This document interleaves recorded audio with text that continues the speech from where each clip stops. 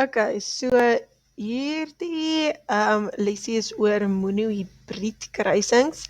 As ons kyk na die woord monohybrid, kan ons sien mono beteken een, so ons gaan net nou kyk na 'n kruising waar een eienskap betrokke is. So as ons kyk na 'n dihybrid kruising later, beteken die is dan 2. Maar nou is dit nog net na 'n monohybrid. So kom ons kyk. Probeer om hierdie probleem op te los. Pelskleur in muise word beheer deur 'n geen met 2 allelle.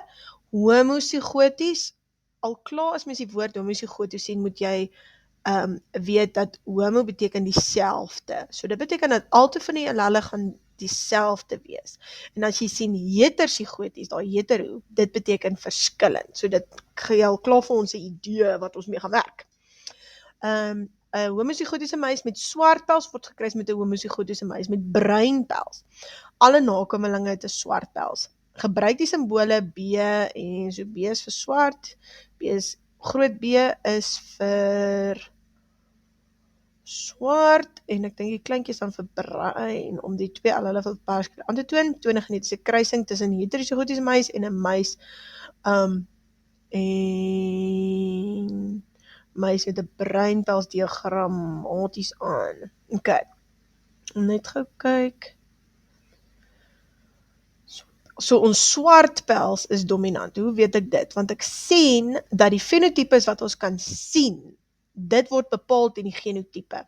En ons het nou 'n bruin muis en 'n swart muis gekruis. En toe was al die babietjies het 'n swart pels gehad. So dit beteken die swart pels het die bruin pels gedomineer. So dis Mendel se wet van dominansie. So die bruin pels was nou geoorskadu. Okay. So ons weet B is vir swart is dominant en klein b is vir bruin. Nou vra hulle toon 'n genetiese kruising tussen heterozigotiese muis. Okay, so heterozigotiese muis, ons weet nou al klaar, heterozigoties beteken anders, en 'n muis met 'n bruin pels, so hy sal dan nou homozigoties wees vir bruin pels, want as die swart genotipe eienskap daar was, sou die pels swart gewees het en nie bruin nie. So, want die resessiewe geen is dan nou vir bruin. So kom ons gaan skryf gou neer. Ons begin met ons P genotipe. Oeps, hoekom skryf ek nou Engels?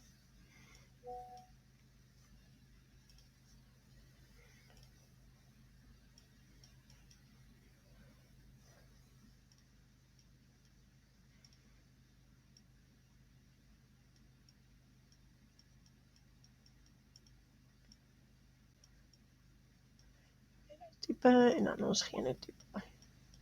Miskien moet ek dalk met my ander dingetjie met my text tool. Okay, so fenotipe, ons het 'n okay, so ons het 'n swart pelsmuis en 'n bruin.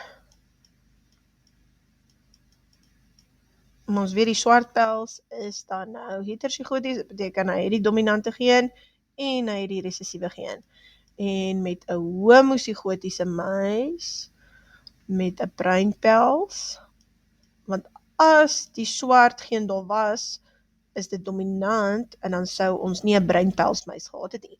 So enigste manier hoe daai muis 'n bruin pels moes hê is as hy homozigoties was met die resessiewe geen. Dan gebeur my ose, gamete vorm.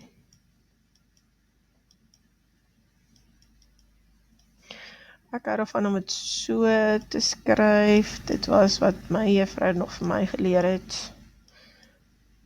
Om dit so 'n sirkeltjies te maak.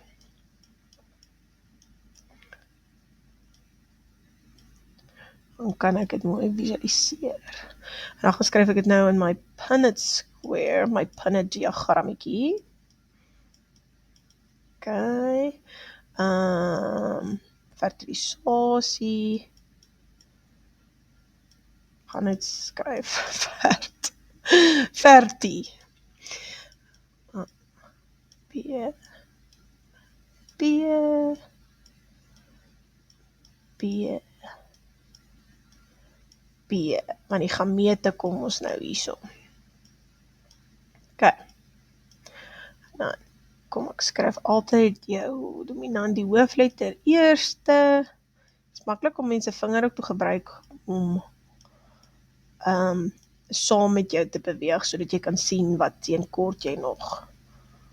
B, B, B, B, OK, skryf ek my F1, oepsie, ja, kom skryf eers ons genotype, dit gaan ons fenotype bepaal, genotype is B, B, en B, B. OK, so dis 1 tot 2, sy verhouding. Dus 1, 1, soos 1, 1, en dan ons fenotype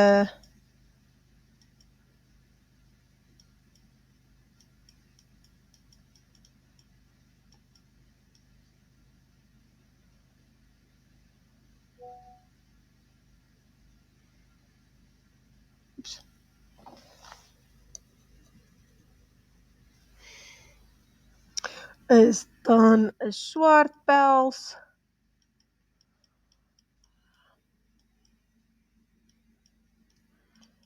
en 'n bruin pels